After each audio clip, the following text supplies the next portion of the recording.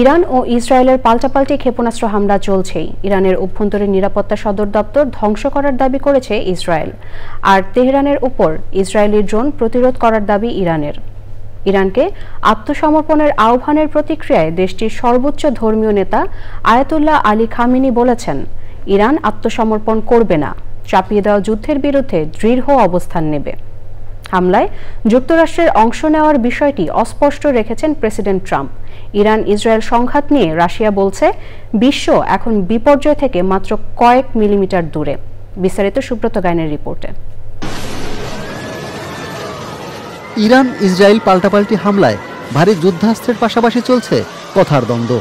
দুই দেশের এমন উত্তেজনাকর পরিস্থিতিতে ভিন্ন মাত্রা যোগ করেছে মার্কিন প্রেসিডেন্ট ডোনাল্ড ট্রাম্পের বক্তব্য।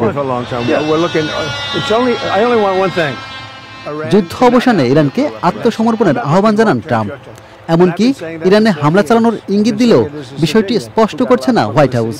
মার্কিন প্রেসিডেন্টের বক্তব্যের জেরে ইরানের সর্বোচ্চ ধর্মীয় নেতা আয়াতুল্লাহ আলী খামেনি বলেছেন, চাপিয়ে দেওয়া যুদ্ধের বিরুদ্ধে দৃঢ় অবস্থান নেবে তেহরান।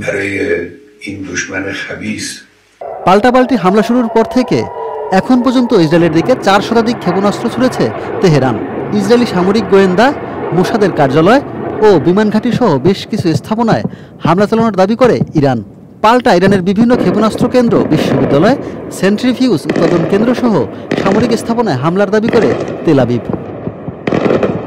ইরান ইসরায়েল সংঘাত প্রসঙ্গে রাশিয়ার পররাষ্ট্র মন্ত্রণালয়ের মুখপাত্র মারিয়া জাকারোভা বলেছেন, বিশ্ব এখন বিপর্যয় থেকে মাত্র কয়েক কিলোমিটার দূরে রয়েছে।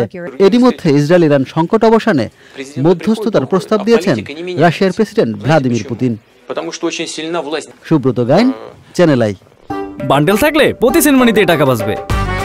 বিকাশ সেনমানি বান্ডেল কিনে জিতুন প্রতি লেনদেনে।